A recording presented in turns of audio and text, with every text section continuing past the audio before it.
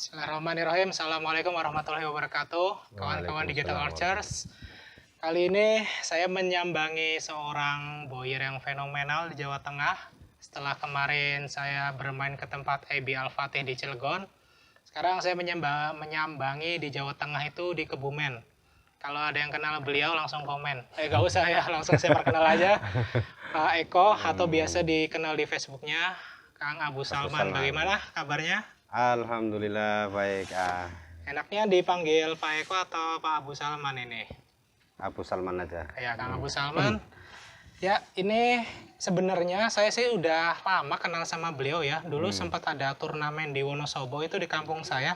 Kira-kira ya pertama ketemu ya. Iya. Waktu itu ngehubungi antum duluan gitu. Karena kan waktu pulang itu belum ada yang panahan horsebow ya di Wonosobo. Iya. Jadi paling nggak skupnya tak luasin lagi. Kira-kira di Jawa Tengah itu ada nggak sih pengrajin busur atau yang main panahan horsebow itu?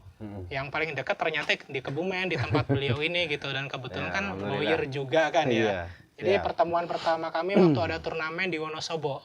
Dulong Mas kalau nggak salah itu nama. Iya, Dulong Mas. Dulong Mas itu di mana tempatnya tuh? Di tempat wisata, Tempat wisata. pemandian air panas Kali Anget. Kali Nah, itu Anget. kira-kira ya setengah kilo lah dari rumah saya gitu.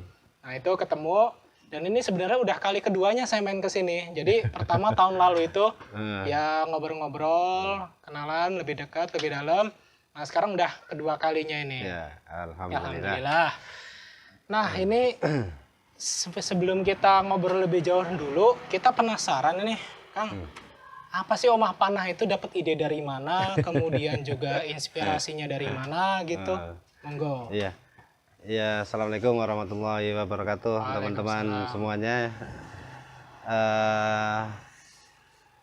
Saya akan jawab pertanyaan dari Kang Okta tentang bagaimana inspirasi dari mana dapat omah panah itu. Dulu itu mengalir saja sebenarnya karena saya pikir suatu saat saya pengen bikin semua busur ya.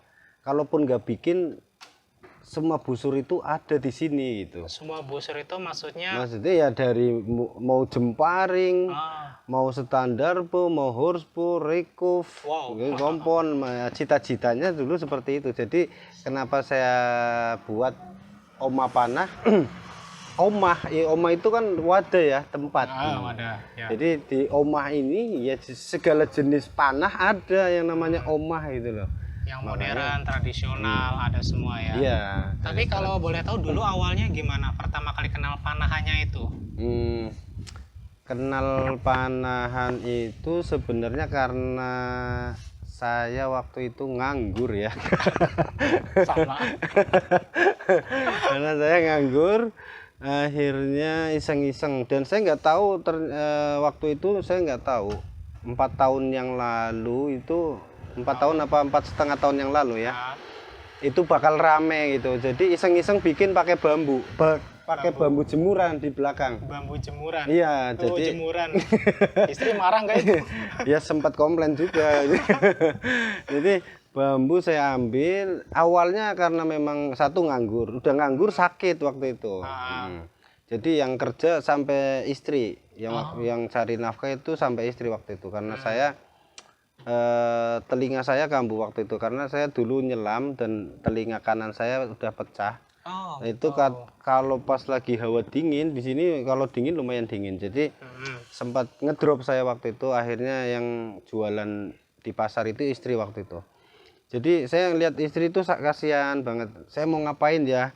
Saking puyengnya di rumah, akhirnya iseng-iseng bikin busur itu. Sebenarnya bikin busur supaya saya sehat. Yang penting saya bisa olahraga nanti di samping rumah. Saya nggak tahu, yang penting asal jadi busur waktu itu. Oh iya, tapi sebelumnya kalau kita boleh tahu itu kerja di mana sebelumnya nih sebelum menekuni dunia perbusuran ini? Saya sebenarnya mantan dari militer ya. Mantan militer. Wah, ini info baru nih ya. Kebetulan ya, ayah Pak kakek-kakek saya juga dulu militer ya. Kakek-kakek dari pihak ibu dan ayah itu dua-duanya juga tentara gitu. Nah, sebenarnya saya nggak heran sih kalau melihat dari postur tubuhnya beliau ini udah kelihatan sekel banget. Ini saya udah duga beliau itu pasti seorang tentara gitu. Makanya bener ini. Menarik ini ya. fakta. Saya dari pasukan elit dulu. Cuma nggak perlu saya sebut kesatuannya ya. Intinya saya salah satu dari pasukan elit yang ada di Indonesia. Dinas 14 tahun. 14 tahun. 14 itu tahun. Berarti dari tahun 90 tahun 2000. 2000-an ya, 2000. Karena saya lulus langsung masuk waktu itu. Perjalanan waktu di militer itu ya alhamdulillah saya tidak punya kondit jelek, tidak punya masalah di militer. Jadi jenjang kemiliterannya bagus ya? Bagus, alhamdulillah. Sampai pangkat mau serma waktu itu ya. Mau serma. Sudah mau serma. Terus saya izin keluar secara hormat. Saya sebenarnya minta pensiun dini cuman nggak boleh karena waktu itu memang saya dihadapkan pada dua pilihan yang sangat susah. Saya punya di luar militer, di luar dinas itu saya punya usaha waktu itu. Oh, jadi waktu itu merangkap usaha juga? Iya, merangkap usaha. Apa itu kalau kita boleh tahu itu? Sarang burung walet. Sarang burung walet. Waktu itu dinas di? Waktu itu dinas di Jakarta. Jakarta, masih Jakarta. Jakarta. Saya sempat sampai ekspor ke Cina waktu itu ya, ke luar negeri. Ya sudah lumayan banyak sih. Jadi waktu itu gaji saya sekitar 6 juta per bulan ya. Saya di luar dapat ratusan juta tiap bulan. Jadi akhirnya ini repot banget untuk bagi waktunya, gimana caranya gitu loh. Sedangkan karyawan waktu itu bertambah banyak. Jadi saya semakin sibuk dan semakin banyak merugikan negara mungkin ya. Akhirnya saya harus pilih. Saya pilih jadi tentara atau jadi pengusaha waktu itu. Itu waktu umur berapa itu kira-kira? Saya memulai usaha sarang burung walet itu umur sekitar 20-an ya, 20 tahun. Karena saya nikah muda, Kak. Saya nikah 22 tahun. Muda sekali itu. Karena kalau di batalion, di militer, kalau yang masih bujangan itu ada yang terlambat satu pesiar, ada yang telat satu aja, kita ikutan yang nggak terlambat, ikut-ikutan digulung-gulung gitu. Jadi kalau kayak gini harus nikah cepat-cepat gitu. Nah, setelah nikah itu saya punya bisnis sarang burung walet. Nah, karena memang harus pilih, waktu itu harus pilih antara sarang burung walet, usaha atau militer. Sebenarnya dua-duanya itu berat bagi saya karena saya juga sudah menjiwai ya. Militer itu sudah jiwa saya. Sudah jiwa raga ya, emang susah kalau ditinggalin. Iya. Cuma saya juga di belakang ini saya punya banyak beban. Tanggungan lah ya. Tanggungan karyawan gitu loh. Waktu itu karyawannya sampai berapa yang sarang burung walet itu? Sekitar 300. 300? Itu udah perusahaan besar itu ya? PT atau gimana badan usahanya waktu itu? Waktu itu masih CV. CV. Ya, saya sebenarnya sempat mau ngurus ke PT-nya ya. Mau naik ke PT, cuman wallahu alam. Setelah jalan berapa tahun, saya akhirnya pamitan sama komandan karena banyak teman-teman yang mulai mulai resah dengan jarangnya hadir saya di dinas gitu. Sering izin karena kadang-kala ada pertemuan dengan rekan-rekan usaha gitu. Jadi banyak mengganggu lah. Akhirnya saya pamitan, saya empat mata ngobrol sama komandan, saya minta waktu sama komandan, minta solusi intinya. Gimana solusi saya ini komandan? Nah, komandan waktu itu menyarankan pensiun dini tapi nunggu 20 tahun. 20 tahun.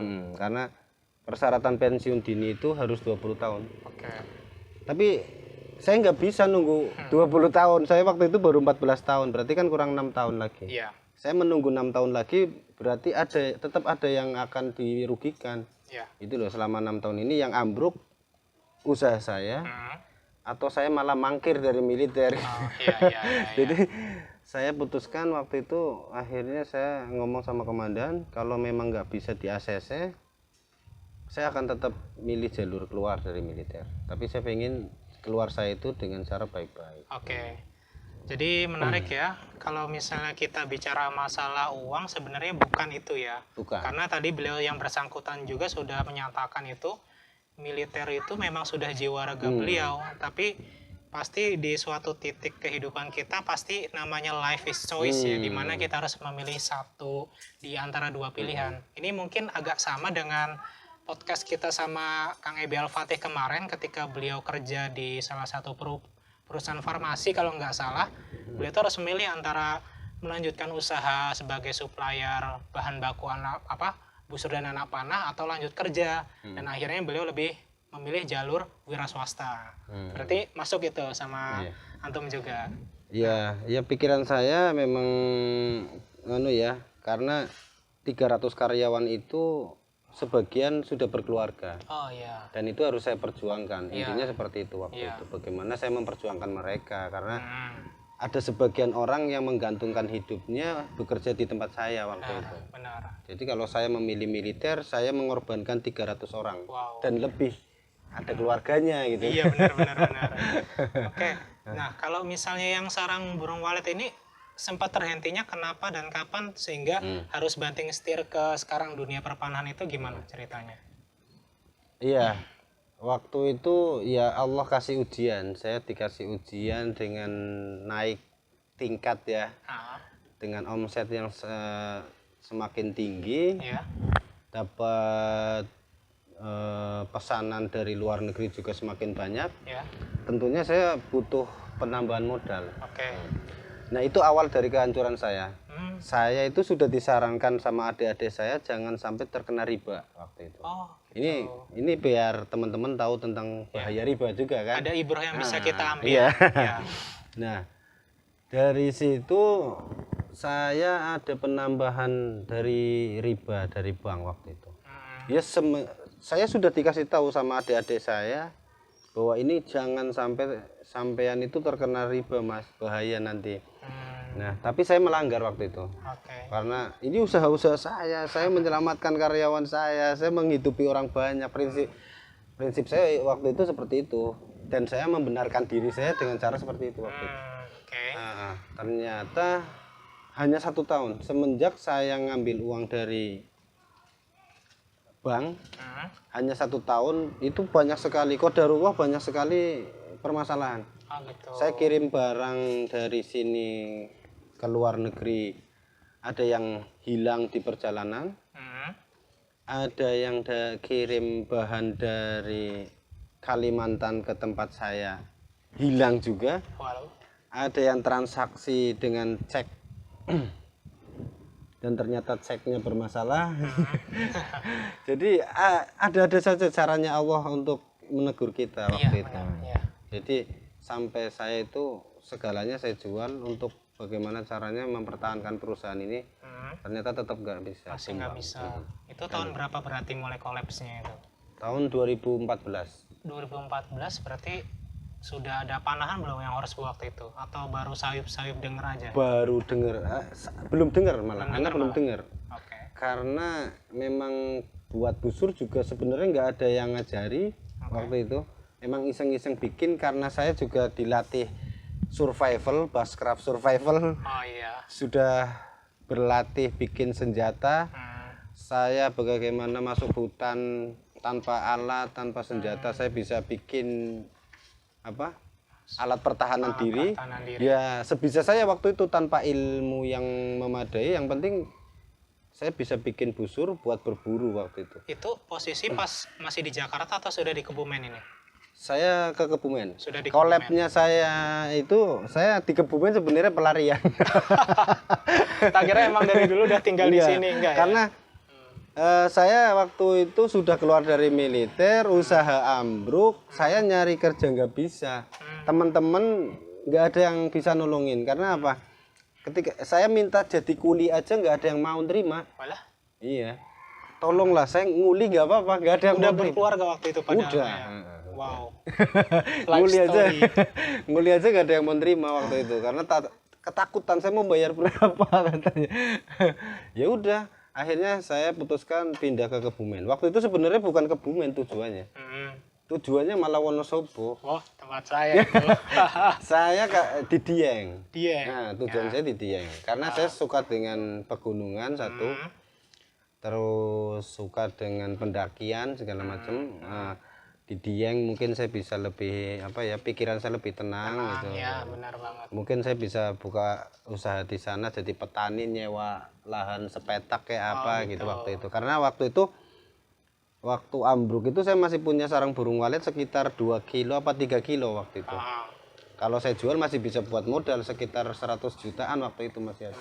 Tapi ya qadarullah, ternyata sarang burung walet dari Jakarta saya bawa ke Kebumen, niatnya mau buka usaha dengan jual walet ini. Ternyata buat bertahan hidup sampai 3 kilo ini habis. Masya Allah.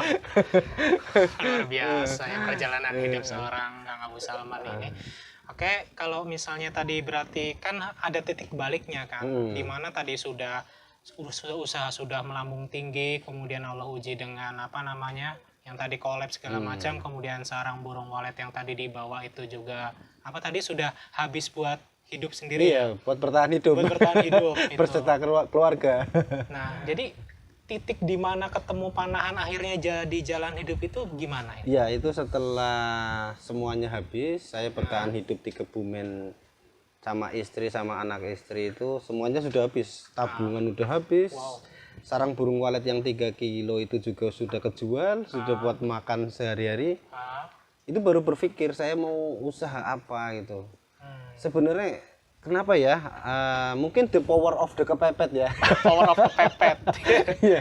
Makanya orang kan kalau masih ada dia nggak mau berpikir gitu. Benar. Di zona nyaman iya, mungkin masih ya, merasa saya masih punya sarang burung walet, harganya masih 100-an juta lah, 3 kilo waktu itu kayaknya. Karena sudah cucian. Iya. Bukan bahan, sudah cucian. Saya jual, saya yakin dapat sekitar 100 juta waktu itu. Jadi masih tenang-tenang aja waktu itu. Belum merasa bahwa saya ini pengangguran gitu.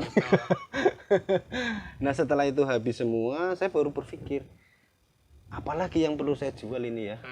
TV, akhirnya TV melayang. TV, kulkas, motor, sepeda motor, semua. Jadi sampai kosong isi rumah ini. Kosong kejual. Wow. Alhamdulillah. Ternyata setelah tanya Ustadz, anak begini. Ya memang sebagian Ustadz bilang ya memang harus dibersihkan hartamu gitu. Karena sudah tercampur dengan riba gitu. Ya Allah ambil semua, nggak apa-apa. Sekarang hari ini antum mulai dari nol, seperti pom bensin, mulai dari nol ya. Saya juga ngomong sama istri, sekarang kita mulai dari 000 lagi ya. Iya. Dari kasur lantai lagi. 2014 loh. Iya, alhamdulillah berjuang itu awal mulai saya mulai jualan di pasar istri ya, yang saya cuma nganter istri ke pasar jualan makanan, jajanan, kue-kue, karena istri kan punya keahlian bikin kue. Ya. Dia bikin kue-kue basah, pagi itu habis subuh dibawa ke pasar. Anak yang nganterin, karena anak nggak pernah masuk pasar gitu loh. Ya. Jadi masuk pasar itu udah gemetar duluan gitu loh, mau apa gitu. Jadi anak cuma nganter istri, lalu anak ke masjid, nungguin sampai jam 8 pagi, baru anak ambil istri pulang. Nah setelah itu ternyata anak qadarullah sakit di pasar berapa bulan, akhirnya yang ke pasar istri, anak sakit, ya ini jalan, ternyata Allah kasih jalan. Setelah anak sakit ini, anak kok pengen bikin busur, dan nggak tahu waktu itu ada busur itu rame. Yang namanya standar bu kayak apa, horsebu kayak apa, itu nggak tahu sama sekali. Yang penting saya bikin busur. Di sini banyak babi gitu loh. Babi? Iya, babi hutan. Oh ya, kalau misalnya ada teman-teman yang main ke tempat beliau nih di Kebumen itu, kanan kiri itu ya kayak ada hutan, ada sawah gitu. Jadi masih ini banget, masih rimba lah ya kalau kita ngomong ya. Oke, lanjut. Iya, waktu itu karena awalnya memang di rumah ini miara apa aja kadang-kala hilang, terus tanaman juga pada rusak. Ternyata tak intip kalau malam jam 1 malam, jam 2 malam itu di samping rumah ada segerombolan babi. Wah, babi liar hutan. Iya. Wah, ini gimana ya, waktu itu nggak punya senapan, nggak punya apa-apa ya, bikin seadanya pakai bambu. Waktu itu bambu anak kasih plat kayaknya waktu itu, kasih plat mobil yang tipis. Anak waktu itu dapat dari rongsokan, tak bikin busur. Nah, itu jadi buat berburu. Ternyata iseng-iseng tak posting di Facebook karena emang udah mainan Facebook. Nah, tak posting itu cuma pamer sebenarnya. Iya. Pamer ke teman-teman bahwa saya mulai aktif berburu lagi loh gitu. Oh gitu. Nah, gitu. Cuman sekarang pakainya busur seadanya. Ya karena saya juga basicnya dari bushcraft ya, bushcraft survival. Jadi ya no problem dengan alat apa aja, yang penting bisa buat berburu, ya. Buat berburu waktu itu.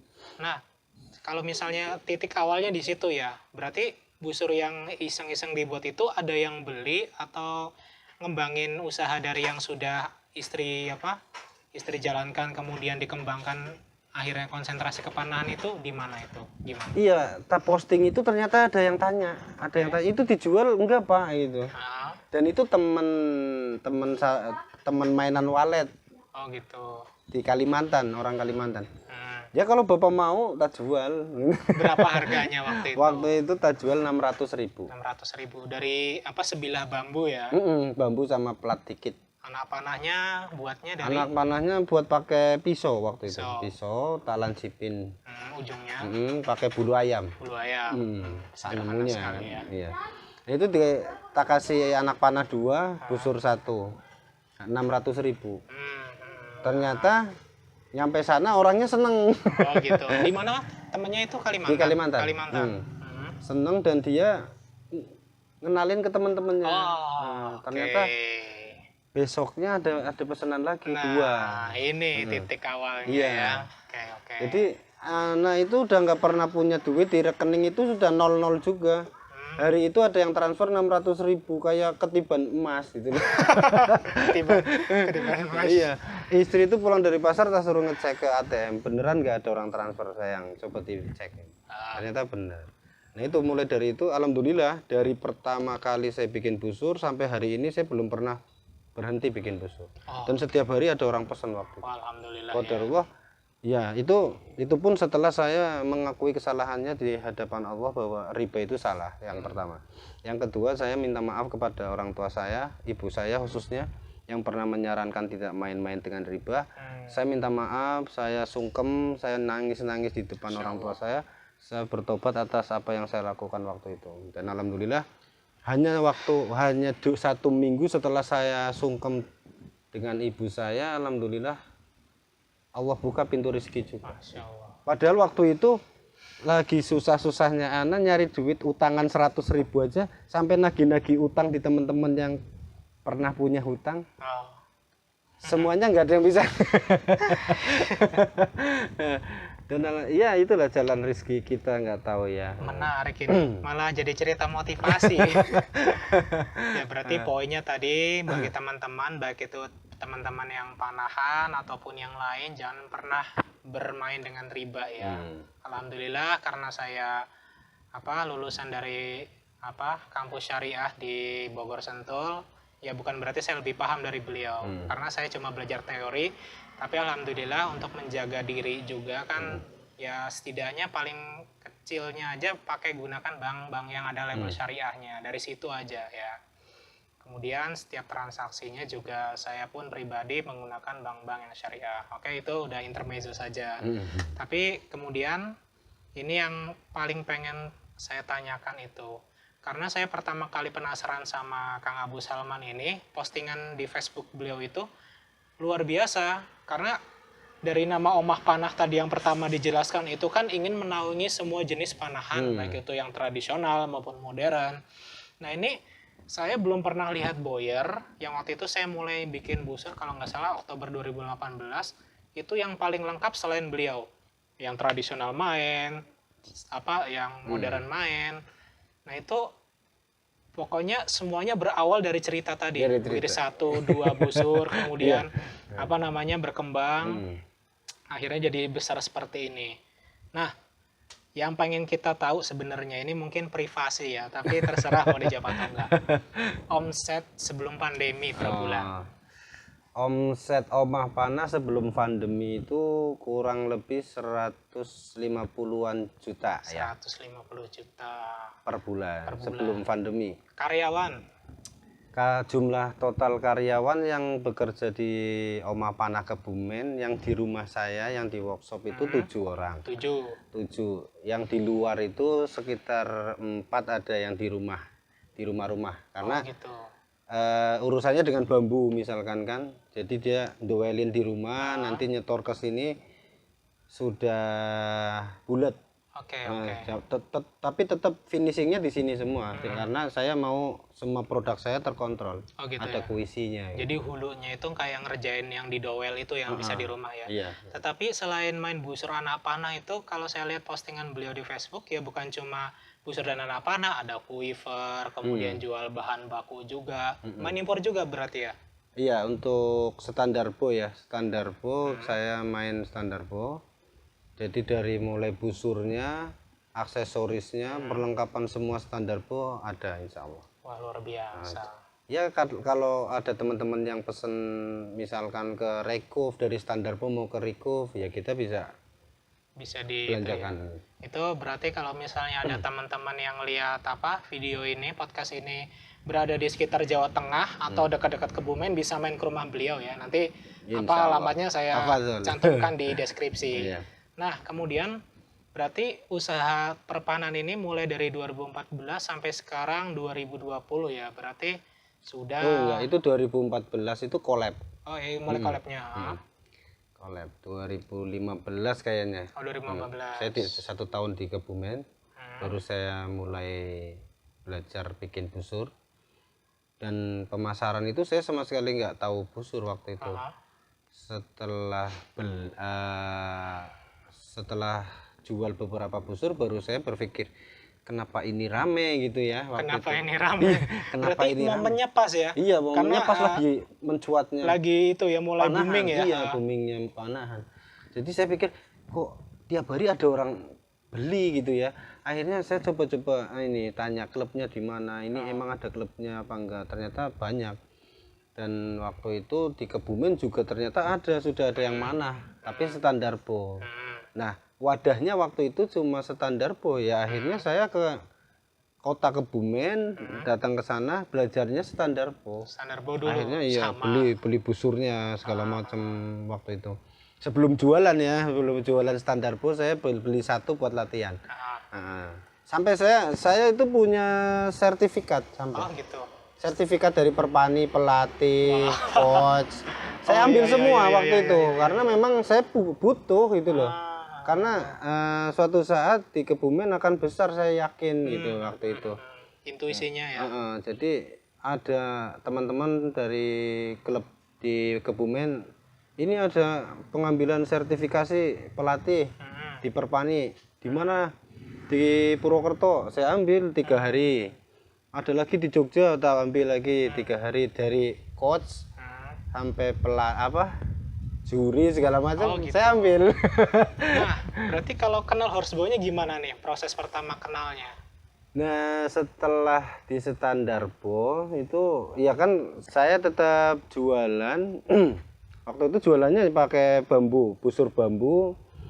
Horsebow, tapi modelnya seperti horsebow padahal yang nggak jelas apa itu. Yang penting bisa jebret. Yang penting jebret. Nah, akhirnya saya mulai cari ke Google. Sebenarnya jenis-jenis busur itu seperti apa? Saya pelajari di Google gitu kan. Masuk ke YouTube, ternyata wah, waktu itu ada Kang Roy. Oh, Kang Roy. Saya lihat YouTube-nya Kang Roy, bagaimana bikin busur apa segala macam.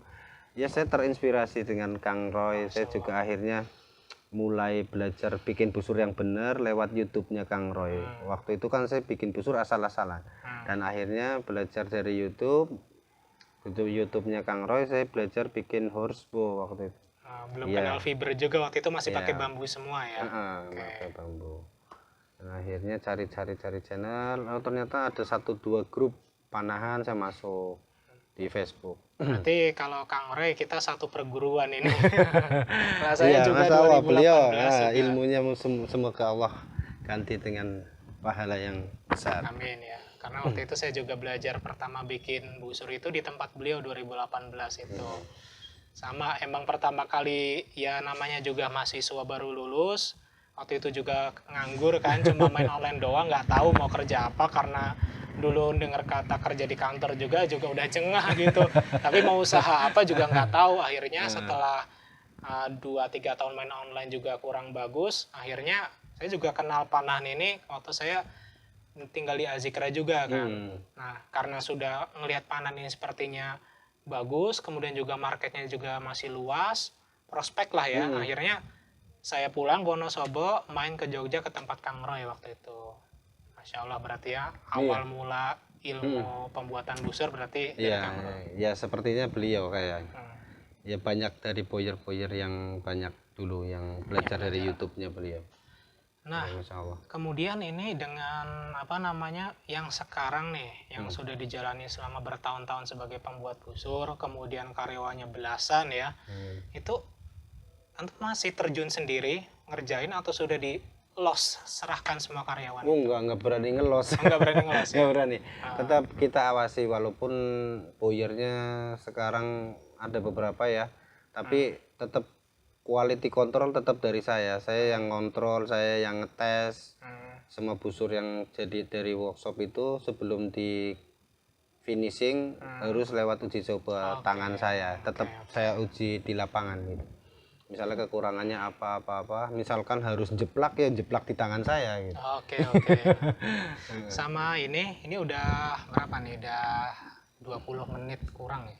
Nah, ini biar kita tutup aja ya, biar nggak usah lama-lama. Ya, itu tadi begitu saya datang ke sini itu, pas duduk ngobrol-ngobrol bentar itu, ada anak-anak laki beliau itu yang saya lihat 3 orang itu tanpa disuruh, tiba-tiba ambil busur, ambil anak panah, masukin cover, langsung mana di samping kalau di depan seberang saya ini ada apa sebidang tanah ya, itu ada berapa meter tuh ke depan tuh ke sasaran? Mentok 20 itu tiba-tiba langsung mana aja gitu. Biasanya kan kalau yang saya lihat kalau anak-anak itu kan disuruh mana dulu baru mana. Kalau ini kayaknya nggak disuruh langsung mana aja gitu. Kayaknya sudah ada rahasia apa nih? Kayaknya menarik sekali itu. Ya alhamdulillah ya.